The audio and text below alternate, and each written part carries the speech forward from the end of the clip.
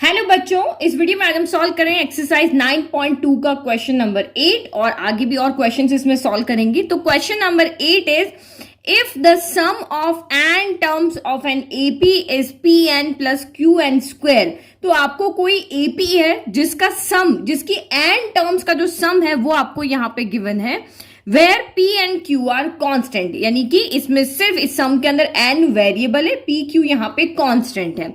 Find the common difference.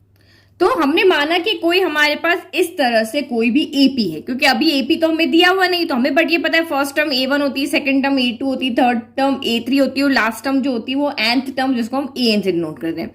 तो late की ये हमारी कोई एपी है और इस एपी की इन सारी टर्म का, क्योंकि इसमें टोटल कितनी टर्म है, एन टर्म है ना, इन सब का अगर हम यहाँ पे सम करते हैं तो P n plus Q n square आता है। मीन्स कि आपको यहाँ पे क्या दिया हुआ है, इन सारी टर्म यानी कि एन टर्म के सम को हम किसे डिनोट करते हैं, एस एन से, और वैल्यू कितनी दी हुई है उसकी, P n plus Q n square. N term का जो सम है वो आपको यहाँ पे दिया हुआ है। आपको फाइंड क्या करना है, ये हमें गिवन है, आपको फाइंड करना है कॉमन डिफरेंस। तो कॉमन डिफरेंस कैसे फाइंड करते हैं, जब आपके पास कोई एपी होती है तो कॉमन डिफरेंस फाइंड करने का हमारे पास सिंपल सा फॉर्मूला होता है, a2 माइनस a1 कर लो, चाहे a3 माइनस a2 कर लो, चाहे a4 माइनस a3 कर लो। तो मेनली तो हम यहाँ पे यही करते हैं। तो कॉमन डिफरेंस जो d हमारा हो जाएगा वो हो जाएगा a2 माइनस a1। तो जो हमें फाइंड करना है, आपको देखना है कि इसके अंदर ये वैल्यू a2 और a1 हम कहां से लेकर के आएंगे। तो एक मैं आपको शॉर्ट ट्रिक बताऊंगी, अगर यही क्वेश्चन आपका एमसीक्यूज में आ जाता है तो आपको कैसे करना है, बट जब आपका यही क्वेश्चन आपका ज्यादा मार्क्स में आता है तो आपको कैसे करना है। तो एक चीज यहां पे देखो कि हमें जो सम गिवन है उससे हम a1 a2 कैसे निकालेंगे। तो ये नया क्वेश्चन है, अभी फर्स्ट टाइम आप यहाँ पे कर रहे हो, आपने क्लास 10th में भी किया था, वहां पे भी मैंने आपको ये फॉर्मूला बताया था, एक ही क्वेश्चन था वहां पर। तो अब यहाँ पे देखो, अगर मैं कहती हूँ कि फर्स्ट 3 टर्म का आप यहाँ पे सम फाइंड करो तो क्या हो जाएगा, फर्स्ट 3 यानी कि S3 हो जाएगा, फर्स्ट सेकंड थर्ड, ये आपको क्या दिखा रहा है 1 से लेकर के 3 तक की टर्म का सम। तो ये हो जाएगा 6 प्लस 4 10, 10 प्लस 2 आपका 12 हो गया। अब यहाँ पे मैंने कहा कि पीछे वाली 2 टर्म का सम फाइंड करके बताओ, यानी फर्स्ट 2 और 4 का सम यहाँ पे फाइंड किया, तो ये हो गया आपका 4 प्लस 2, ये हो गया। अगर मैं कहूं कि सिर्फ एक टर्म का सम फाइंड करके बताओ तो ओनली S1 जो आपका यहाँ पे क्या हो जाएगा 2 हो जाएगा।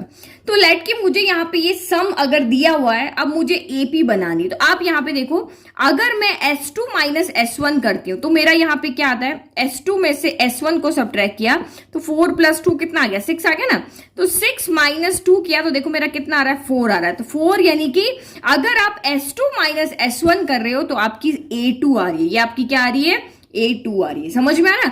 अगर मैं S2 में से S1 को, यानी कि इन 2 टर्म को अगर मैं लेती हूं और उसमें से फर्स्ट टर्म के 2 टर्म के सम में से फर्स्ट टर्म के सम को मैं सब्ट्रैक्ट कर लेती हूं तो मेरा यहाँ पे ये वाली टर्म आ जाएगी। तो ऑब्वियस है 4 प्लस 2 6 हो रहा है, 6 में से 2 को हटा दे तो 4 ही बचेगा। अब अगर देखो यहाँ पे यही सिंपल ट्रिक आपकी यहाँ पे लगेगी, बस समझने वाली बात यहाँ पे है कि सम से हम A2 A1 यानी कि एपी कैसे बनाएंगे। अगर आपको यहाँ पे सम जो है किसी एपी का जनरल फॉर्म में दिया हुआ है तो आप वहां से एपी कैसे जनरेट करोगे, यही चीज हम यहाँ पे सीख रहे हैं। अब अगर मैं S3 माइनस S2 करती हूँ, क्योंकि हमेशा जितनी ज्यादा टर्म होगी उनका सम बड़ा होगा, तो S3 का सम यहाँ पे ज्यादा है, S2 का कम है, तो हमेशा बड़े वाले में से छोटे को सब्ट्रैक्ट कर दें। तो S3 माइनस S2 जब आप करोगे तो ये कितना हो जाएगा, 12 माइनस यहाँ पे क्या हो जाएगा, 6 हो जाएगा। तो 12 माइनस 6 कितना आया, ये आपका आया यहाँ पे 6। तो यानी अगर हम S3 माइनस S2 करते तो हमें यहाँ पे थर्ड टर्म मिलती है, और फर्स्ट टर्म तो हमें वैसे ही मिलेगी। अब n इक्वल टू यहाँ पे 1 रख दोगे तो आपको फर्स्ट टर्म यानी एक टर्म का सम मिल जाएगा। n इक्वल टू 2 रखोगे तो आपको यहाँ से क्या मिलेगा, S2 मिलेगा, S2 यानी कि A1 प्लस A2 मिलेगा। जब आप इसमें n इक्वल टू 3 रखोगे तो S3 यानी कि S3 क्या होता है, A1 plus A2 plus A3 होता है। तो मुझे जिसकी वैल्यू चाहिए मैं उसको सब्ट्रैक्ट कर दूं। मुझे अगर यहां से मुझे A3 की वैल्यू चाहिए तो इसको S3 माइनस S2 करूंगी तो A1 में से A1 और A2 में से A2 यहाँ पे कैंसिल हो जाएगा और मुझे A3 मिल जाएगा। तो यही हमारा फंडा होता है, किसी भी अगर AP में आपको जनरल फॉर्म में सम दिया हुआ है वेरिएबल की फॉर्म में तो उससे हम ऐसे ही AP बनाते हैं। नहीं, अगर आपको इस सब में नहीं पढ़ना, सिंपल से आप यहाँ पे एक फॉर्मूला भी दिमाग में रख सकते हो। तो कोई भी सम आपको दिया हुआ है और उससे आपको AP जनरेट करनी, तो उसका सिंपल फॉर्मूला जो मैंने आपको क्लास 10 में भी बताया था कि AN equal to SN minus S n minus one, ये आपका सिंपल सा फॉर्मूला होता है। तो एन की जगह पे अगर मैं यहाँ पे वन रखती हूं तो S one minus S zero, तो एस जीरो तो कुछ होता ही नहीं है, जीरो टर्म का सम क्या होगा, जीरो टर्म तो कोई होती नहीं, टर्म तो हमारी वन से स्टार्ट होती है। तो मुझे यहाँ पे फर्स्ट टर्म मिल जाएगी जो एस वन की इक्वल होगी। अगर मुझे यहाँ पे सेकंड टर्म चाहिए तो मैं ए की जगह टू, एन की जगह टू रखेंगे तो ए टू इक्वल टू क्या हो जाएगा, S two minus one S one. तो यही चीज हम यहाँ पे लिख रहे हैं। तो आपको एमसीक्यू में जब भी ये क्वेश्चन आता है तो ये शॉर्ट फॉर्मूला आपको यहाँ पे याद रखना है, ये इंट्रोडक्शन में नहीं है, जहां जहां क्वेश्चन में जो चीज आ रही है वो आपको बताते जा रहे हैं। तो जो अगर मैं यहां से S1 को कैलकुलेट करूंगी तो मुझे यहां से क्या मिल जाएगा, A1 मिल जाएगा। तो नाउ अब n इक्वल टू हम इसमें 1 पुट करें तो हमारा S1 आ जाएगा, और S1 हमारा यहाँ पे किसकी इक्वल होगा, A1 के, क्योंकि किसी भी एपी की फर्स्ट टर्म और उसी का सम तो वही आएगा। आपके पास 2 पेन है और अगर आप उन 2 पेन का सम करोगे तो 2 ही आएगा ना, तो वैसे ही यहाँ पे होगा। तो n इक्वल टू 1 हमने यहाँ पे पुट किया तो ये S1 हो गया, P n की जगह 1 रखा, n की जगह यहाँ पे 1 रखा, सॉल्व किया, P प्लस Q आ गया। तो जैसे कि हम जानते हैं कि सम ऑफ फर्स्ट टर्म, एक ही टर्म का सम जो होगा वो पहली ही इस AP की पहली टर्म आएगी, तो जो हमारा S1 आया है वही हमारा A1 है। इस AP की जो पहली टर्म है वो आपकी यहाँ पे कौन है, P प्लस Q है। नाउ अब इसमें n इक्वल टू 2 पुट करें तो 2 पुट करोगे तो n की जगह p इंटू 2 हो जाएगा और 2 का स्क्वायर 4 हो जाएगा, तो ये हो गया 2p प्लस 4q हो गया। तो इस S2 का मतलब यहाँ पे क्या होता है, A1 प्लस A2, यानी कि पहली 2 टर्म का सम। तो यही हमने लिखा, सम ऑफ फर्स्ट 2 टर्म का मतलब क्या हो गया, फर्स्ट टर्म और सेकंड टर्म को ऐड कर दो। तो इस यहाँ पे अगर जनरल फॉर्म में देखो तो फर्स्ट 2 टर्म कौन है, A1 और A2 है। तो इसका मतलब S2 जो है वो A1 प्लस A2 यानी कि 2p प्लस 4q के इक्वल है। तो मुझे यहाँ पे डी फाइंड करना, डी फाइंड करने के लिए मुझे A2 और A1 चाहिए, तो A1 तो मुझे यहां से मिल गया, ये रहा मेरा A1 equal to P plus Q। अब मुझे A2 चाहिए, तो मैं इधर A2 को ही रहने देती हूँ, A1 को मैं उधर भेज देती हूँ। तो A2 इक्वल टू यहाँ पे क्या हो जाएगा, 2p प्लस 4q माइनस का A1 हो जाएगा। अब फर्स्ट से हम यहाँ पे क्या करना है, A1 की वैल्यू पुट करना है, A1 की वैल्यू पुट कर देंगे तो ये सॉल्व हो जाएगा। तो A2 और हमें किसकी वैल्यू मिल जाएगी, A2 की वैल्यू मिल जाएगी। तो 4q माइनस A1 कितना है आपका, P प्लस Q है। ब्रैकेट ओपन करो तो ये 2p plus 4q minus plus minus p minus plus minus q हो गया। तो इसको सॉल्व करो, 2p में से 1p गया यानी 2 माइनस 1, यानी कि 2 चॉकलेट में से एक चॉकलेट गई तो एक ही चॉकलेट बची, तो एक चॉकलेट हो गई। फिर 4q माइनस q, इस तरह से कोई वेरिएबल ले लो, जैसे यहाँ पे 4 चॉकलेट में से 1 चॉकलेट गई तो यहाँ पे ओनली 3 चॉकलेट बची, लेकिन प्लस की बची क्योंकि 4q बड़ा है। तो इसको जब हमने यहाँ से सॉल्व किया तो मेरा A2 कितना हो गया, P प्लस 3q आ गया। समझ में आ गया। तो ये हमारा A1 हो गया और ये हमारा यहाँ से क्या हो गया, A2 आ गया। अब A1 A2 हमें मिल गए तो हम यहाँ पे इजीली इसमें पुट करके और D की वैल्यू फाइंड कर सकते हैं। तो 10 A1 ये है, A2 ये है, कॉमन डिफरेंस हमें फाइंड करना है, A2 माइनस A1 कर दो। A2 कितना है आपका, P प्लस 3q है, माइनस A1 कितना है आपका, तो P प्लस q है ना। उसको ब्रैकेट ओपन करो तो ये हो गया P plus 3q minus plus minus P minus plus minus q। तो माइनस के P से तो प्लस का P यहाँ पे कैंसिल हो गया। अब 3q में से 1q गया तो यहाँ पे 2q बच गया। तो hence the common difference is 2q। तो समझ में आ गया। तो देखो बीच बीच में जब आप क्वेश्चन करोगे ना तो बहुत सारे आपको शॉर्ट फॉर्मूलाज वहां पे मिलेंगे। तो ये फॉर्मूला आप यहाँ पे अच्छे से इसको हाईलाइट करके और कहीं पे इसको नोट डाउन कर लो। जो आपने नोट्स बनाया है ना वहां पे इसको नोट डाउन कर लो कि अगर आपको वेरिएबल की फॉर्म में सम गिवन है तो वहां से अगर हमें एपी जनरेट करनी है तो ये फॉर्मूला से हम सीधा जनरेट कर सकते हैं। 1 मार्क के क्वेश्चन में इसको हम सीधा यूज कर सकते हैं। यहां से हम सीधा n इक्वल टू 1 रखेंगे तो A1 मिल जाएगा, n इक्वल टू 2 रखेंगे A2 मिल जाएगा, n इक्वल टू 3 रखेंगे हमें A3 मिल जाएगा। सीधा n की वैल्यू यहाँ रखोगे ना तो इसको सॉल्व करते करते हमें वैल्यू मिल जाएगी। Sn भी कैलकुलेट कर सकते हैं, Sn माइनस 1 भी कैलकुलेट कर सकते हैं। ठीक है, तो ये तो हो गया हमारा डायरेक्ट मेथड और ये रहा हमारा लॉन्ग मेथड। तो दोनों तरीके के क्वेश्चन हमने यहाँ से सॉल्व कर लिए। नाउ नेक्स्ट क्वेश्चन देखो। ये हमारा important question. The sum of n terms of two arithmetic progressions are in the ratio। क्या कहा है, सम ऑफ n टर्म्स, कितनी एपी है, 2 अरिथमेटिक प्रोग्रेशन। हमारे पास यहाँ पे 2 एपी है, उन दोनों एपी की n टर्म्स का आप सम करते हो और उसको रेशियो में रखते हो तो उनका ratio 5n plus 4 ratio 9n plus 6 आता है। ये हमें यहाँ दिया हुआ है।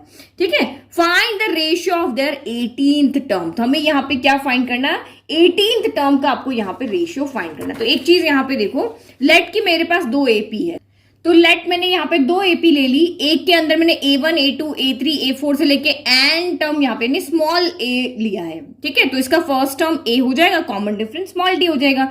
एक मैंने दूसरी एपी ले ली जो कैपिटल A1 कैपिटल लेटर से मैंने यहाँ पे डिनोट किए, तो इसका फर्स्ट टर्म कैपिटल ए और कॉमन डिफरेंस कैपिटल डी हो जाएगा। अब ये दो एपी है, अगर आप इनकी एन टर्म का सम करते हो और उसको रेशियो में लिखते हो, क्या दिया हुआ है आपको, यानी एस एन करोगे, यानी इसकी भी एन टर्म का सम, तो इसको मैं स्मॉल एन कर देती हूँ। और ये जो नीचे वाली है इसकी भी एन टर्म का सम, इसको मैं कैपिटल एस एन कर देती हूँ, क्योंकि दोनों का सम तो डिफरेंट आएगा ना। तो वो हमें यहाँ पे क्या दिया हुआ है, 5n+4 दिया है और ये 9n+6 आपको यहाँ दिया हुआ है। तो ये चीज तो हमें यहाँ पे गिवन है। और आपको रेशियो किसका फाइंड करना है, इन्हीं एपी की 18th टर्म का। तो टर्म फाइंड करने का हमारे पास क्या फॉर्मूला होता है, टर्म फाइंड करने का फॉर्मूला होता है an = a + n-1 d। अब मुझे कहे कि आप फर्स्ट टर्म फाइंड करो तो a1 हो जाएगा, मैं को कहे कि फिफ्थ टर्म फाइंड कर दो n = 5 पुट कर देंगे, a + 5 - 1 4d हो जाएगा, a + 4d हो जाएगा। मुझे कहे कि नहीं आप n = 16th टर्म फाइंड करो, तो मैं a की जगह क्या रख दूंगी, यहाँ पे n की जगह कितना रखूंगी 16, तो a + 16 - 1 × d यानी कि a + यहाँ पे 15d हो जाएगा। और मुझे कहे कि नहीं आप 18th टर्म फाइंड करो, तो a 18 कितना हो जाएगा मेरा, a + 18 - 1 × d यानी कि a + 17d हो जाएगा। तो यहाँ पे भी यही होगा, इस एपी का भी यही होगा, इस एपी का भी यही होगा, लेकिन फर्स्ट टर्म और कॉमन डिफरेंस आपके अलग अलग होंगे। और हमें इसका रेशियो फाइंड करना है, तो ऊपर वाली टर्म का क्या हो जाएगा, a + 17d हो जाएगा, और नीचे वाली जो एपी है उसकी फर्स्ट टर्म हमारे पास क्या कैपिटल है ना, तो कैपिटल a + 17d हो जाएगा। तो इसका हमें यहाँ पे रेशियो फाइंड करना है। तो रेशियो फाइंड करने का मतलब क्या होगा, हमें स्मॉल a भी चाहिए, स्मॉल d भी चाहिए, हमें इस एपी के लिए फर्स्ट टर्म चाहिए, कॉमन डिफरेंस चाहिए, इस एपी का भी फर्स्ट टर्म चाहिए, कॉमन डिफरेंस चाहिए। तो वो हम कहां से लेकर के आएंगे, चार वेरिएबल आपको दिख रहे हैं, आप कहां से लेकर के आओगे, तो जो हमारा गिवन है वहां से हम देखते हैं कि हम क्या कर सकते हैं। हमेशा जब भी कुछ फाइंड करना हो तो हम इसी से हेल्प मांगने जाते हैं जो हमें क्वेश्चन में गिवन होता है कि भाई तुम मेरी हेल्प करो मेरे इस वैल्यू को फाइंड करने के लिए। तो अभी हमें नहीं पता ये चार वेरिएबल हम यहां से कैसे कैलकुलेट करेंगे, लेकिन देखते हैं कुछ ऐसा हो कि हम यहां से इन वैल्यूज को रख सकें। अगर वैल्यू नहीं निकलती है तो रिलेट करके कंपेयर करके कुछ तो करेंगे। तो जो हमें गिवन है पहले हम उसको लेकर के चलते हैं, ठीक है। तो जो गिवन है और जो हमें फाइंड करना वो मैंने दोनों यहां पे लिख दिए। अब गिवन वाले को देखते हैं कि ये क्या क्या कर सकता है।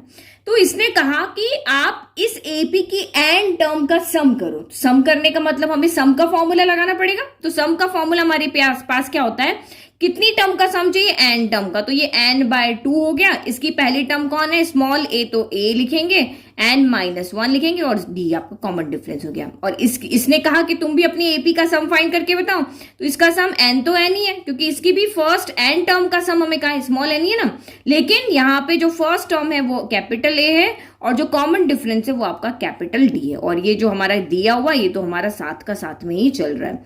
तो अब आगे देखो, ये तो हमने सम वाला जो था उस फॉर्मूला उसके आइडिया लेके, भाई सम दिया हुआ तो हमने सम करने के लिए जो फॉर्मूला लगाते हैं वो हमने यहाँ पे ले लिया। अब देखो यहाँ n/2 से n/2 कैंसिल हो रहा है, तो ये भी हमने कैंसिल कर दिया। अब जो बचा हुआ है उसको अगर हम यहाँ पे देखते हैं तो यहाँ पे हमारे पास टोटल कितने वेरिएबल हो रहे हैं, 5 वेरिएबल हो रहे हैं। 5 कौन कौन से, स्मॉल a है, स्मॉल d है, कैपिटल A है, कैपिटल D और स्मॉल n है। तो हम इसको कुछ सॉल्व करके तो कोई वैल्यू नहीं ला सकते, क्योंकि ये कुल मिलाकर के एक ही इक्वेशन है। तो हम इसको सॉल्व नहीं कर सकते। जब हम यहाँ पे सॉल्व नहीं कर सकते हैं तो हम इसको इसमें चेंज कर दे, जो हमें फाइंड करना है उसमें हम चेंज करते हैं। तो मैं यहाँ पे क्या करती हूँ, इस वाली टर्म को, ये जो सम वाला फॉर्मूला इसमें से n/2 तो कैंसिल हो गया, तो मैं इसको a + n/d की फॉर्म में चेंज करने की कोशिश करती हूँ। मैं क्या करती हूँ इसको, कि मुझे जो वैल्यू चाहिए उसमें a के मल्टीप्लाई में कुछ भी नहीं है, ठीक है। वैल्यू तो हम नहीं लेके आ सकते, ये तो हमें यहाँ पे समझ में आ गया। तो कुछ और तरीका अपनाना पड़ेगा भाई, सीधी उंगली से घी नहीं निकल रहा तो उंगली टेढ़ी करनी पड़ेगी। तो हम अब इसको देखते हैं। यहाँ 2a + देखो मैं फिर से लिखती हूँ, ठीक है। तो अब मैं इसको इसके जैसा बनाने की कोशिश करती हूँ जिसकी वैल्यू हमें चाहिए। तो आप यहाँ पे क्या देख रहे हो, यहाँ पे ओनली a है, यहाँ पे 2a है, यहाँ पे भी ओनली a है, यहाँ पर 2a है। तो मैं 2 को हटा लूं, 2 तो हम इजीली यहाँ से हटा सकते हैं। कैसे करेंगे, तो हम यहाँ से लेंगे कॉमन। तो टेकिंग 2 कॉमन, और कहां से, दोनों साइड से, अपर साइड से भी, न्यूमरेटर से भी एंड डिनोमिनेटर से भी, दोनों से हम 2 कॉमन ले लें।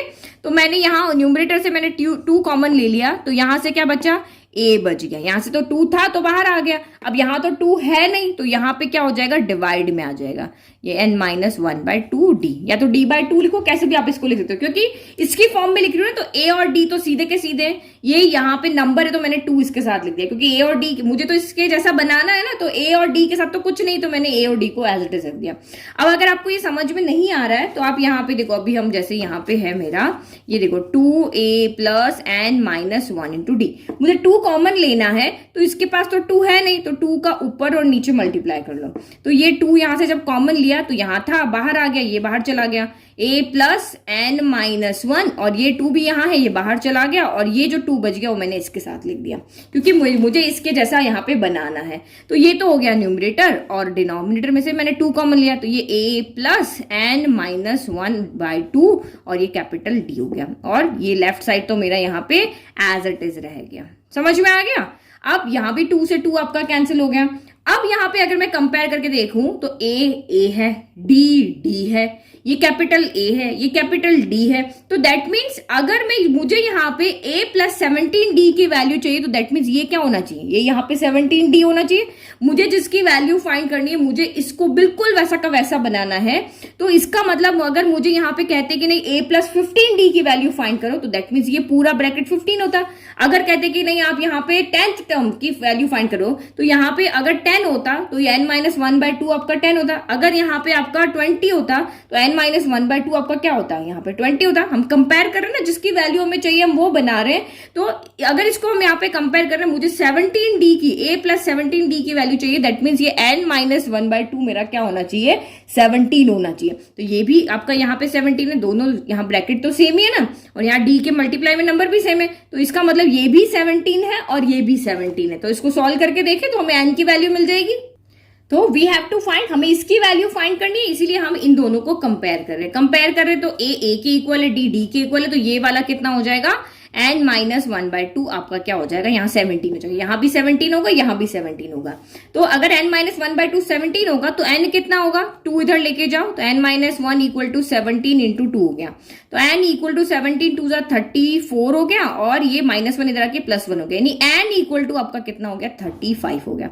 तो कहने का मतलब क्या है, इस AP की भी आप 35 टर्म लो, इस AP की भी आप 35 टर्म लोगे, तब ये रेशियो आपका इस तरह से आएगा। इसको n की जगह 35 आप पुट करके सॉल्व कर लोगे।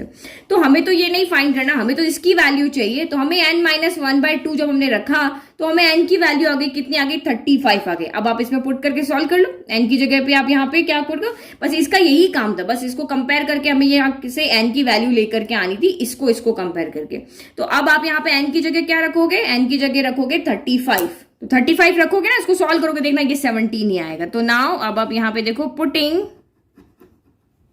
n = 35 इन सेकेंड के अंदर पुट करें, तो ये a + n की जगह 35 - 1/2 × d divided by a + 35 - 1/2 × capital D equal to, यहाँ पे भी वैल्यू रख दो क्योंकि हमें इसी की तो वैल्यू चाहिए, 5 × 35 + 4 हो गया, 9 × 35 + 6 हो गया। तो ये हमारा यहाँ पे सॉल्व हो गया। तो 35 - 1 कितना होता है, 34 होता है। 34 में 2 से डिवाइड करो तो ये a + 17d हो गया, और यहाँ पर भी ये भी a + 17d हो गया। इसको सॉल्व करो, ये हमारा रेशियो आ जाएगा। तो 35 × 3 और ये हो गया आपका 115 नहीं 175 होगा, 175 + 4, और ये होगा आपका यहाँ पे 315 + 6 हो गया। तो उनको ऐड किया तो ये आया 179 डिवाइड बाय 321 आ गया। तो समझ में आ गया कैसे हमने इस क्वेश्चन को किया। ये थोड़ा सा डिफरेंट क्वेश्चन है, जहां पे आपको वैल्यू निकालनी नहीं है, और कंपेयर करके जो हमें चाहिए उसके जैसा, हम जो गिवन है उसके जैसा हम उसको बनाएंगे और वैल्यू को लेकर आएंगे। तो ये चीज आपको अच्छे से समझ में आ गई ना, कि हमें जो ये चीज फाइंड करनी है, और देखे तो इसमें सिर्फ ये 4 वेरिएबल तो यहाँ पे सेम है, ओनली ये डिफरेंट है। तो जिसकी वैल्यू हमें चाहिए, इसका मतलब ये यहाँ पे 17 होगा तभी आएगा ना आंसर। तो हमने 17 को इसके इक्वल रख के n की वैल्यू फाइंड कर ली, और n को जब हम यहाँ पे फिर से पुट कर रहे हैं तो हमारा देखो a + 17d ही आ रहा है। तो ये हमारा यहाँ पे हो गया सोल्यूशन। इसका रेशियो कितना हो जाएगा, 179/321। ये 321 लिख लेते, 34 दिख रहा है ये। ठीक है, तो ये हो गया हमारा यहाँ पे आंसर और ये हो गया हमारा फाइनल आंसर। तो अगर आपको ये लगता है कि ये थोड़ा क्वेश्चन प्रैक्टिस करने के लिए ज्यादा है, आपको अभी थोड़ा कम समझ में आया है, मतलब समझ में तो आ गया है लेकिन अगर आप इसको थोड़े दिन बाद देखोगे तो भूल जाओगे, तो इस पे सर्कल बना लो और उसको हर 2-3 दिन में आप इसको प्रैक्टिस करते रहो, तो आपको ये कंसेप्ट समझ में आ जाएगा, आपके दिमाग में आ जाएगा कि ये पैटर्न अगर आता है क्वेश्चन का तो सोल्यूशन का पैटर्न यहाँ पर क्या होगा। नाउ नेक्स्ट क्वेश्चन नंबर 10, इसको देखो आप यहाँ पे, if the sum of first P term of an AP, तो कोई भी एक एपी है, लेट की मेरी एपी जो है A1 A2 A3 up to यहाँ पर AN तक है, ठीक है। अब कहा कि इसकी पी टर्म का फर्स्ट पी टर्म यानी 1 से लेकर के पी नंबर तक की 1 2 3 4 5 6 7 8 से लेकर के पी तक की कोई टर्म है यहाँ पर, तो उसका अगर आप यहाँ पे सम करते हो तो वो इक्वल आता है sum of the first Q term, यानी आपने फर्स्ट पी टर्म लिया, लाइक कि पी जो मेरा 5 है तो फर्स्ट 5 टर्म लिया और उसके बाद में आपने क्यू लेट कि मेरा 10 है तो फर्स्ट 5 टर्म का और फर्स्ट क्यू टर्म का जब आप यहाँ पे सम करते हो तो वो आपका यहाँ पे इक्वल आता है। तो ऐसा कब होता है, जब आपकी एपी में पॉजिटिव नंबर भी हो और नेगेटिव नंबर भी हो, तभी आपका ये पॉसिबल होता है कि दो डिफरेंट आप टर्म ले रहे हो फिर भी आपका सम वहां पर सेम आ रहा है। तो कंफ्यूज नहीं होना है, ये सिंपल अब चीजें हैं। तो ये आपको यहाँ पे क्या दिया हुआ है क्वेश्चन में कि एस पी, क्योंकि अगर आपको कहे कि 5 टर्म का सम है तो S5 लिखेंगे, अगर आपको कहे कि 15 टर्म का सम करो तो S15 लिखते हैं। अब कह रहे हैं कि आप पी टर्म का सम करो तो यहाँ पे क्या हो जाएगा SP, और ये हमें किसके इक्वल दिया हुआ है SQ, यानी कि पी टर्म का सम यहाँ पे क्यू टर्म के सम के इक्वल है, मतलब 1 से लेकर के पी तक की टर्म 1 से लेकर के क्यू तक की टर्म का अगर आप सम करते हो तो वो आपस में इक्वल आता है। Then find the sum of the first P plus Q term, फिर आपने जैसे मैंने कहा पी 5 है और क्यू आपका 10 है तो 10 प्लस 15 कर दिया, तो 10 प्लस 15 यानी 15 टर्म का आप यहाँ पे आप सम फाइंड करके बताओ। तो यानी कि अब हमें यहाँ पे फाइंड क्या करना है, S P plus Q term का यहाँ पे सम फाइंड करना है। तो देखो SN का फॉर्मूला तो आप सबको याद हो गया, कौन सा, मोस्टली हम यही वाला फॉर्मूला लेते हैं, Sn equal to n/2 2a plus n minus 1 into D. जब हमें यहाँ पे लास्ट टर्म पता होती तब हम दूसरा वाला फॉर्मूला लेते हैं। तो अगर हम p की बात कर रहे हैं, अगर आपको कहे कि आप फर्स्ट 5 टर्म की सम की बात यहाँ पे सम फाइंड करके बताओ तो हम n इक्वल टू 5 रख देते हैं। जब आपको कहे कि आप 10 टर्म का सम फाइंड करके बताओ तो n इक्वल टू हम 10 रख लेते हैं। अगर आपको कहे कि p टर्म तक का सम फाइंड करके बताओ तो n इक्वल टू हम p रख देंगे। अगर आपको कहे q टर्म तक का सम फाइंड करके बताओ तो इस फॉर्मूले में है n इक्वल टू हम q रख देंगे, और p प्लस क्यू टर्म का सम फाइंड करने के लिए कहे तो n इक्वल टू हम p प्लस क्यू रख देंगे, ठीक है। तो ये तो हो गया हमारा गिवन। पहले हमें जो फाइंड करना उसमें देख लेते हैं कि हमें क्या क्या वैल्यू यहाँ पर चाहिएगी, तो इसको सॉल्व करके हम उनकी वैल्यू को लेकर के आएंगे। तो S of p plus Q, n की जगह पे आप p प्लस क्यू रख दो, तो ये आपका यहाँ पे क्या हो जाएगा p प्लस क्यू बाय 2, यानी कि हम क्या फाइंड कर रहे हैं, S p plus Q equal to क्या हो जाएगा, p प्लस n की जगह p प्लस क्यू रखेंगे, फिर आपका ये हो गया 2a प्लस n माइनस 1 यानी p plus Q minus 1 into D. मतलब अगर हमें यहाँ पे इसकी वैल्यू चाहिए, यानी S of p plus Q term का सम फाइंड करना है, तो या हमें a और d की वैल्यू यहाँ पर चाहिए। तो a और d की वैल्यू या तो हम यहाँ पे से कैलकुलेट करके लाएं, बट 2 वेरिएबल है तो 2 इक्वेशन चाहिए होती है, बट यहाँ पे मुझे सिर्फ एक इक्वेशन दिख रही है। तो अब जब हम इसको सॉल्व करेंगे तो देखेंगे क्या आएगा, a की वैल्यू आती है, d की आती है, नहीं आती है, या वही कंपेयर करना, कुछ भी करना हमें समझ में आएगा। अभी तो हमें सिर्फ यहां से समझ में आ रहा है कि मुझे इसको अगर यहाँ पे सम फाइंड करना तो मुझे a और d यहाँ पर चाहिए। तो जो गिवन है उसको लेकर के चलते हैं। अब इसने कहा p टर्म का सम क्या होगा, तो n की जगह पे आप क्या रख दोगे, p रख दोगे, तो ये क्या हो जाएगा p by 2 plus p minus 1 into D हो जाएगा।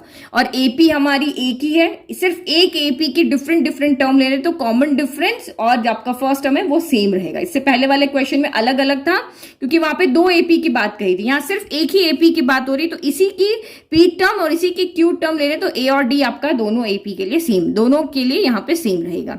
तो Q तक की टर्म लेनी है तो n इक्वल टू Q हो जाएगा, Q by 2a plus Q minus 1 into D. तो ये तो हमने लिख लिया। अब यहां से तो हमें कुछ समझ में नहीं आ रहा है, क्या करें, कुछ भी नहीं हो रहा ना, यहाँ से तो ना a आ रहा है ना d आ रहा है। तो कुछ भी जब हम यहाँ पे नहीं कर पा रहे हैं तो हम चलो उसको सॉल्व ही करते हैं, जो कैंसिल हो रहा है वो कैंसिल करते हैं, जहां ब्रैकेट हमारे खुल रहे हैं ब्रैकेट को खोलते हैं, जितना हो सके उसको सिंपल करने की कोशिश तो करते हैं ताकि हमें आगे कुछ रास्ता मिले इसकी वैल्यू यहाँ पे फाइंड करने का। तो वो इसी से आएगा, वो जो हमें गिवन है वहीं से आएगा, तो उसी में देखते हैं हम क्या क्या कर सकते हैं। तो फर्स्ट मुझे यहाँ पे क्या दिख रहा है कि टू डिनोमिनेटर में, यहाँ भी टू डिनोमिनेटर में इक्वल के दोनों तरफ सेम जगह पे नंबर हो, न्यूमरेटर में हो या डिनोमिनेटर में, वो कैंसिल हो जाते हैं। नहीं तो आप इस 2 को जब इधर लेके जाओगे तो ये ऊपर चला जाएगा और 2 से 2 कैंसिल हो जाएगा। तो ये मेरे को यहाँ पे दिख रहा है कि मैं यहाँ पे 2 कैंसिल कर सकती हूँ। तो अब मेरे पास बचा क्या, 2a बच गया। अब मैं d को यहाँ अंदर मल्टीप्लाई कर सकती हूँ। हम ब्रैकेट खोलेंगे ना तो धीरे धीरे ब्रैकेट खोलते हैं, पहले छोटा वाला ब्रैकेट खोलते हैं फिर बड़ा वाला खोलेंगे। तो p इंटू डी आपका pd हो गया, plus minus minus d into 1 आपका d हो गया। फिर यहाँ पे भी हम ऐसे ही करते हैं, यहाँ पे भी हम ये वाला ब्रैकेट पहले खोलते हैं, तो ये 2a हो गया, फिर प्लस प्लस प्लस हो गया, q इंटू डी आपका qd हो गया, plus minus minus d into 1 आपका यहाँ पे d हो गया। अब और क्या कर सकते हो आप, आपके दिमाग में जो जो आइडिया आ रहा है जैसे सॉल्व करने का वैसे वैसे आप यहाँ पे करो। तो मैं p को अंदर मल्टीप्लाई कर सकती हूँ और यहाँ पे q को मल्टीप्लाई कर सकती हूँ। तो मैंने p को किया तो ये 2ap हो गया, और यहाँ पे p गया तो ये p स्क्वायर d हो गया, और ये माइनस इंटू dp हो गया। फिर इधर भी करो तो ये 2aq हो गया, प्लस q इंटू क्यू तो ये q स्क्वायर d हो गया, प्लस माइनस माइनस तो ये आपका यहाँ पे dq हो गया। ये हो गया। अब आपके दिमाग में और क्या चीज आ रही है कि मुझे तो यहाँ पे a और d की वैल्यू यहाँ पे चाहिए, तो कुछ ऐसा करें कि a को एक तरफ ले जाए, d को एक तरफ ले जाए। कुछ तो करेंगे ना, तभी तो हम सॉल्व करेंगे। यहाँ तो कुछ नहीं कर सकते। अब a हमारा फर्स्ट टर्म होती है, d कॉमन डिफरेंस होता है, तो एक बार इनको हम अलग अलग ले जाते हैं। तो यहाँ पे a मुझे सिर्फ यहाँ दिख रहा है तो इसको उधर ले जाएंगे, यहाँ भी आपका d है, यहाँ भी d है, इन दोनों को हम यहाँ पे इधर लेके जाएंगे। तो ये हो गया आपका 2ap हो गया, ये इधर आ गया तो माइनस हो जाएगा 2aq हो जाएगा। फिर इधर आपका यहाँ पे देखो तो q स्क्वायर d यहाँ पर पहले से है, और मैं यहाँ पे देखो स्क्वायर स्क्वायर वाली टर्म को एक साथ लिख लेते हैं। नहीं तो आप जैसा है वैसा ही लिख दो, चलो फिर वो बोलोगे ऐसे क्यों किया। फिर p स्क्वायर डी इधर आके माइनस का p स्क्वायर डी हो गया, माइनस का dp इधर आके प्लस का dp हो गया। ये समझ में आ गया। अब देखो फिर कुछ और सॉल्व कर सकते हैं। यहाँ भी a है, यहाँ भी a है, इन चारों टर्म में आपका d है, तो हम कुछ कॉमन ले लें। तो मैं यहाँ से a को कॉमन लेती हूँ, तो और 2 भी कॉमन आ रहा है, तो मैंने 2a को कॉमन लिया, तो अंदर क्या बचा मेरा p माइनस क्यू बच गया, p माइनस क्यू बचा। अब यहां से अगर आप देखोगे तो मैं कुछ यहाँ पे इस तरह देखो, पी क्यू मुझे यहाँ भी दिख रहा है, p यहाँ 2 टर्म में है, q यहाँ 2 टर्म में है। तो अगर मुझे यहाँ से p माइनस क्यू को सॉल्व करना है तो मैं अगर सीधा यहाँ चारों में से d कॉमन ले लूंगी तो ये तो 4 टर्म हो जाएगी, तो आगे कुछ सॉल्व होने का दिखेगा नहीं मुझे। तो मैं यहाँ पे कुछ ऐसा सोचती हूँ, कुछ ऐसा करती हूँ कि यहाँ p माइनस क्यू है तो क्या इधर भी बन सकता है, इधर बनेगा तो मेरा कुछ कैंसिल हो जाएगा, मेरा थोड़ा ज्यादा सॉल्व हो जाएगा। तो मैं यहाँ पे क्या करती हूँ, स्क्वायर स्क्वायर वाली टर्म को साथ में रख देती हूँ। तो माइनस का p स्क्वायर d मैंने पहले रख दिया और प्लस का q स्क्वायर d मैंने बाद में रख दिया। ये 2 स्क्वायर वाली टर्म एक साथ ले दी। फिर अगेन मैं p वाली टर्म को पहले रख दी क्योंकि यहाँ p है ना इसीलिए, तो ये dp हो गया और ये माइनस का dq हो गया। ठीक है, तो अब मुझे देखो यहाँ से p स्क्वायर है, यहाँ q स्क्वायर है, यहाँ p है, यहाँ q है। देखो यहाँ तो मेरा सीधा का सीधा क्या बन रहा है, मैं यहाँ से अगर d को कॉमन ले लेती हूँ तो ये तो मेरा सीधा का सीधा p माइनस क्यू बन रहा है। बट यहाँ पे बन रहा है क्या, तो मैं अगर यहाँ से d को कॉमन ले लेती हूँ, लेट जैसे मैंने लिया, यहाँ देखो अगर मैं सीधा इसमें से माइनस के p स्क्वायर डी और प्लस का q स्क्वायर डी, इसमें से मैंने d को कॉमन ले लिया, तो ये माइनस का p स्क्वायर प्लस का q स्क्वायर बन जाएगा। यानी कि मैं d को यहाँ देखो q स्क्वायर को पहले लिख देती हूँ, p स्क्वायर को बाद में लिख देती हूँ। तो आपके दिमाग में एक फॉर्मूला आ रहा होगा a square minus b square. तो a square minus b square क्या होता है, a प्लस b होता है, a माइनस b होता है। तो अगर मैं अभी इसमें फॉर्मूला लगा दूंगी ना तो मुझे ये q प्लस p देगा और q माइनस p देगा। तो मुझे तो q माइनस p नहीं चाहिए, मुझे तो p माइनस q चाहिए। दैट मीन्स p यहाँ पे पॉजिटिव होना चाहिए, q यहाँ पे नेगेटिव होना चाहिए। तो इसका मतलब यहाँ पे क्या है, मुझे यहाँ से क्या करना पड़ेगा, एक नेगेटिव को पहले कॉमन लेना पड़ेगा। कॉमन क्यों ले रहे हैं, क्योंकि p स्क्वायर मुझे पॉजिटिव चाहिए। तो दिमाग में थोड़ा सा खोल के इसको सोचना है कि ये p माइनस क्यू है, तो क्या इधर भी हम p माइनस क्यू बना सकते हैं। तो यहाँ बन रहा है, यहाँ बन रहा है, यहाँ नहीं बन रहा है। तो नहीं बन रहा है तो किस वजह से नहीं बन रहा है, तो उस वजह को हम यहाँ से हटा रहे हैं। इस नेगेटिव की वजह से नहीं बन रहा है, तो इस नेगेटिव को हम यहाँ से क्या कर लेंगे, बाहर ले लेंगे। तो बाहर कर लेंगे तो जो नेगेटिव था वो पॉजिटिव हो जाएगा और जो पॉजिटिव था वो यहाँ पे क्या हो जाएगा, आपका नेगेटिव हो जाएगा। अब आप यहाँ पे ये फॉर्मूला लगा सकते हो। अब हम d कॉमन ले लें, तो ये माइनस पहले से d हमने बाहर ले लिया, तो ये p square minus Q square बन गया। अब आपका यहाँ पे क्या बन जाएगा formula, a square minus b square का फॉर्मूला बन जाएगा। तो ये आपका यहाँ पे क्या हो जाएगा, माइनस का d, a square minus b square यानी a प्लस b, और ये बन जाएगा a माइनस b, और ये प्लस का d p माइनस क्यू हो गया। अब यहाँ से मुझे सीधा सा सीधा दिख रहा है कि p माइनस क्यू मेरा यहाँ से क्या आ रहा है, कॉमन आ रहा है। दिख रहा है ना अब तो मुझे कि लेफ्ट में तो मेरा पहले से ही कॉमन फॉर्म में एक ही टर्म है, लेकिन यहाँ दो टर्म है, तो हम यहाँ से क्या कर सकते हैं, कॉमन ले सकते हैं। तो आप यहाँ से कॉमन लो, क्या क्या कॉमन ले सकते हो आप यहाँ से, जो जो कॉमन ले सकते हो वो आप यहाँ से ले लो। तो एक तो मैं यहाँ से d कॉमन ले सकती हूँ, d यहाँ भी है, और p माइनस क्यू भी कॉमन ले सकती हूँ। तो मैंने d कॉमन ले लिया, p माइनस क्यू मैंने यहाँ से कॉमन ले लिया। तो अंदर क्या बचा, यहाँ से एक तो माइनस बचा और एक p प्लस क्यू बचा, और यहाँ से क्या बचा, ओनली, ये तो पूरा का पूरा बाहर आ गया ना, तो यहाँ से कुछ नहीं बचा, 1 बच गया। तो अब ये सीधा इधर भी p माइनस क्यू न्यूमरेटर में, इधर भी p माइनस क्यू न्यूमरेटर में, सीधा का सीधा कैंसिल हो गया। तो ये 2a इक्वल टू d, और इसको खोल लो आप, minus p minus Q plus 1 हो गया। तो ये यहां तक मेरा क्या हो गया, सॉल्व हो गया। अब इससे आगे तो सॉल्व कुछ नहीं होगा, कुछ कैंसिल नहीं हो रहा, कुछ नहीं हो रहा। तो अब जो मुझे प्रूव करना है, जो मुझे यहाँ पे फाइंड करना है, वहां के उसके पास में जाती हूँ। अब इसके पास में गई और ये कह रहा है कि या तो आप मेरे पास 2a और d दोनों की वैल्यू लेकर के आओ। अगर दोनों की वैल्यू नहीं ला सकते तो कम से कम एक की वैल्यू तो रख के मेरी यहाँ पे वैल्यू फाइंड करो। तो मैं यहाँ पे देख रही हूँ कि मेरी यहाँ से किसकी वैल्यू आ रही है, 2a की वैल्यू आ रही है। यहाँ से मेरी किसकी वैल्यू आ रही है, 2a की वैल्यू आ रही है। तो मैं 2a की वैल्यू को यहाँ पे पुट कर देती हूँ, ठीक है। तो क्योंकि d की वैल्यू अगर रखनी है तो आपको इसको यहाँ पे डिवाइड में लाना पड़ेगा, जरूरी नहीं कि आप 2a की वैल्यू रखो, आप d की वैल्यू भी रख सकते हो। तो ये minus p minus Q plus 1 इसके नीचे आ जाएगा डिनोमिनेटर में। तो फिर तो हमारा क्वेश्चन थोड़ा कॉम्प्लिकेटेड हो जाएगा। तो जब हमारा डिनोमिनेटर वाला कोई चीज ना आए तो इसीलिए हम 2a की वैल्यू रख लेते हैं। तो फ्रॉम फर्स्ट एंड सेकेंड कर लेते हैं। तो ये हमने यहाँ पे सिर्फ क्या किया है, 2a की वैल्यू बस मैंने यहाँ पे पुट कर दिया और कुछ भी नहीं किया। बाकी p plus Q minus 1 into D, और ये वाली टर्म हमारी एज इट इज है। अब सॉल्व करें, अब तो हमें कुछ दिख रहा है ना सॉल्व करने का। देखो d यहाँ पे मल्टीप्लाई करने को दिख रहा है, ये d भी यहाँ मल्टीप्लाई करने को दिख रहा है। तो जब हम वैल्यू पुट कर चुके तो अब सॉल्व करके वैल्यू फाइंड करने की कोशिश करें।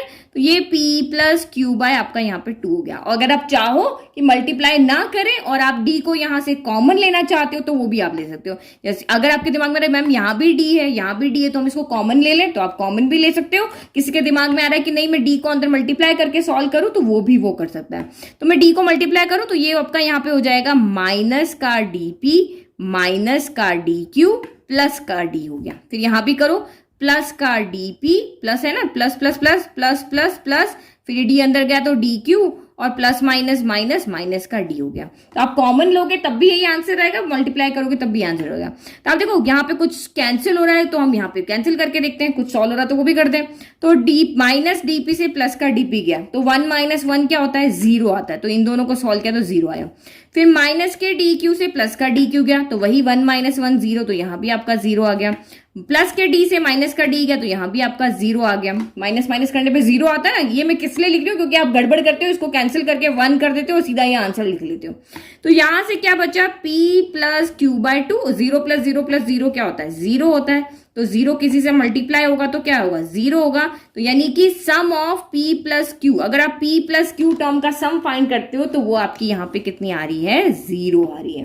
ठीक है, अब आ गया समझ में। तो इस तरह के हम अभी 2-3 क्वेश्चन कर चुके हैं जहां पे हम a और d की वैल्यू फाइंड नहीं कर सक रहे हैं, लेकिन जो गिवन है वहां से हम कुछ ना कुछ करके जोड़ तोड़ करके और इसकी वैल्यू को फाइंड कर ही लेते। कुछ ना कुछ करके हम अपना जो भी हमें फाइंड करना, जो प्रूव करना, वो हम एक्चुअल में कर लेते। तो ये जितने क्वेश्चन सॉल्व करोगे उतने कंसेप्ट आपके माइंड में क्लियर होंगे कि कैसे हम वैल्यू को फाइंड करेंगे, कैसे हम सम करेंगे। उसके जितने मेथड है वो आपके फिंगर टिप पे होने चाहिए कि ए डी फाइंड करने का मेथड है, जो गिवन है उसकी हेल्प लेने का मेथड है, नहीं तो आप कंपैरिजन वाला मेथड है। तो ये सारी चीजें आपके माइंड में होगी। तो यही 3-4 मेथड आप वहां लगाओगे तो आपका क्वेश्चन इजीली सॉल्व हो जाएगा।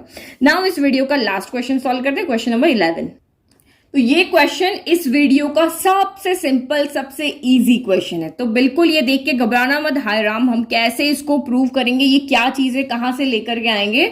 तो अब भी इस एक्सरसाइज का भी ये सबसे सिंपल क्वेश्चन है। क्यों, तो यहां पे देखो क्या दिया हुआ है, sum of first p Q and R terms of an AP are A, B and C। तो ये आपको यहाँ पे क्या कर रहा है कि लेट कोई AP है, A1, A2, A3 up to AN तक, इसकी अगर हम P टर्म का सम करते हैं तो वो A आता है। इसी AP की अगर Q टर्म का सम करते हैं तो वो हमारी B आता है, और इसी AP की R टर्म का हम सम लेते हैं तो वो C आता है। जैसे ही हो गया, अगर 5 टर्म का सम लोगे तो ये आएगा, 10 टर्म का सम लोगे तो ये आएगा, और 15 टर्म का सम लोगे तो ये आएगा, इस तरह से। तो वेरिएबल के फॉर्म में दिया हुआ है। अब उसको आप नंबर रख के सोचोगे ना तो आपका दिमाग और अच्छे से चलेगा, आपका माइंड में चीजें आएगी। और तो क्या क्या हमें दिया हुआ है यहाँ पे वो लिखो पहले। गिवन क्या क्या है हमारा यहाँ पे, तो गिवन है हमें एस पी, क्योंकि सम ऑफ टर्म्स, सम ऑफ को हम यहाँ पे किससे डिनोट करते हैं, अगर only term number of terms इस तरह से हमारा होता है ए एन से लिखते हैं, कोई टर्म फाइंड करनी है, लेकिन सम ऑफ कहा है तो उसको हम एस एन से डिनोट करते हैं। एस एन का फॉर्मूला क्या होता है, n by two, two A plus n minus one into D, यही हमारा फॉर्मूला होता है। तो एस पी यानी कि इसमें एन टर्म का सम फाइंड करना तो यही फॉर्मूला है। 5 टर्म का करना तो n इक्वल टू 5 रख देंगे, 10 टर्म का करना तो n इक्वल टू 10 रख देंगे। अब कह रहा है कि नहीं तुम p टर्म का सम फाइंड कर तो n इक्वल टू p रख देंगे। तो ये एस पी हमें यहाँ पे a दिया हुआ है, ठीक है। फिर आपको यहाँ पे क्या दिया हुआ है, नेक्स्ट आपको कहा है कि आप इसी एपी की क्यू टर्म लोगे उसका सम आपके पास बी आएगा, और इसी एपी की अगर आप यहाँ पे आर टर्म लोगे तो आपका सम यहाँ पे कितना आएगा, सी आएगा। ये आपको यहाँ दिया हुआ है। तो देखो एक चीज यहाँ पे देखो, हम हमेशा फर्स्ट टर्म जो होती है उसको भी ए से डिनोट करते हैं, और यहाँ पे जो फर्स्ट पी टर्म का सम भी यहाँ पे ए आ रहा है, तो चाहो तो आप इस एपी को यहाँ पे कैपिटल ले लो ताकि ये ए आपको यहाँ पे कंफ्यूज ना करे, क्योंकि ए यहाँ पे सम भी दिखा रहा है और फर्स्ट टर्म भी दिखाएगा तो आप थोड़ा कंफ्यूज हो जाओगे। तो मैं इस एपी को यहाँ पे कैपिटल ए से डिनोट कर दूं, तो इस एपी की फर्स्ट टर्म कितनी हो जाएगी, जो भी एपी यहाँ बनेगी उसकी फर्स्ट टर्म यहाँ पे हो जाएगी इक्वल टू A1 या कैपिटल ए, और कॉमन डिफरेंस तो चाहे आप यहाँ पे क्या कर लो, डी ही रख लो, कॉमन डिफरेंस आपका यहाँ पे डी ही रख लेते हैं, ठीक है। स्मॉल डी जो हमारा था ना वही हम रख लेते हैं, ठीक है। तो ये थोड़ा सा अगर वेरिएबल यहाँ पे रिपीट हो रहे हो ना तो अब इस तरह से आप भी सोच लो। तो अब यहाँ पे कहा है कि P टर्म का सम आपका ये है, Q का ये B है, C का R का C है, और ये आप हमें प्रूव करके दिखाओ कि ये हमें प्रूव करके दिखाओ कि इसकी वैल्यू जो लेफ्ट है वो उसको सॉल्व करके इक्वल टू 0 आएगा। तो हमें अभी नहीं पता ये कैसे हम यहाँ पे प्रूव करेंगे, तो हमें तो जो क्वेश्चन में दिया हुआ है हम वहां से स्टार्ट करते हैं। सम दिया है तो हम सम का फॉर्मूला लगा सकते हैं, तो कोई ना कोई वैल्यू तो लेकर के आते हैं ना कि यहाँ पे हम पुट करें। तो सबसे पहले मुझे यहाँ पे कहा है कि सम दिया है, सम का ये फॉर्मूला होता है, मैं सम का यहाँ पे फॉर्मूला लगा देती हूँ। तो एस पी यानी कि एन की जगह पे पी रखेंगे, तो ये हो गया P by two, 2a plus p minus 1 into D. ये मेरा किसके इक्वल है, a के इक्वल है, ये कह रहा है। अब ये वाला जो हमारा टर्म है ये कह रहा है कि q टर्म का सम b है, तो n की जगह पे q रख दो, तो ये हो गया q by two, 2a plus q minus 1 into D. n की जगह पे हमने q रख दिया, ये हो गया b। अब ये वाला थर्ड हमारा यहाँ पे कह रहा है कि r टर्म का सम करोगे तो c आएगा, n की जगह r रख दो, तो ये हो गया r by two, 2a plus r minus 1 into D, और ये हमारा कितना आ रहा है यहाँ पे c आ रहा है, ठीक है। अब ये मैंने यहाँ पे कैपिटल ले लिया था ना, तो इसको मैं कैपिटल a ही कर देती हूँ। तो ये तो हमारी आ गई ए बी सी की वैल्यू। अब हमें जो प्रूव करना उसको देखो, यहां से तो कुछ सॉल्व होगा नहीं, तीनों में कोई रिलेशन नहीं है, सिर्फ ये अलग है, ये अलग है, ये अलग है, तीनों में कोई रिलेशन नहीं है। लेकिन जो हमें प्रूव करना है वहां से हमें रिलेशन पता चलेगा। ओके, तो मैंने प्रूव दैट लिख दिया, जो वैल्यू हम यहां से फाइंड कर सकते थे हमने फाइंड कर ली। अब इस अकेले को तो आप क्या सॉल्व करोगे, सॉल्व तो कुछ हो नहीं रहा। हम प्रूव को देखते हैं यहाँ पे क्या कर सकते हैं। ये a upon P Q minus R, ये b upon Q R minus P, ये c upon R P minus Q. तो मैं राइट में तो कुछ नहीं कर सकते, जीरो है तो जीरो का क्या करेंगे, लेफ्ट ले लें। तो लेफ्ट में देखो यहां से आप क्या कर सकते हो, a की वैल्यू यहां रख सकते हो, यहां से b की वैल्यू रख सकते हो, यहां से c की वैल्यू रख सकते हो। ये तो हम कर सकते हैं ना कि मुझे a की वैल्यू ये दी हुई है, b की वैल्यू ये दी हुई है और c की वैल्यू ये दी हुई, तो मैं यहाँ पे वैल्यू नहीं रख सकते, a की रख सकते हैं, b की रख सकते हैं, c की रख सकते हैं, क्योंकि हमें तो इन तीनों की वैल्यू यहाँ पे क्या है पता है। तो putting values of A B C from first, second and third. तो देखो फॉर्मूला लगाने में कुछ काम नहीं किया, बिल्कुल सिंपल हमने फॉर्मूला लगाया। यहाँ तो कुछ कोई ऐसा नया नहीं किया ना कि बहुत टफ हो। अब वैल्यू रखना है और सॉल्व करना। प्रूव दैट वाले क्वेश्चन हमेशा प्रूव होते, तो आपको यहाँ पे आंख बंद करके बस वैल्यू रखो, सॉल्व करो और हो गया। तो कुछ नया नहीं है इस क्वेश्चन में।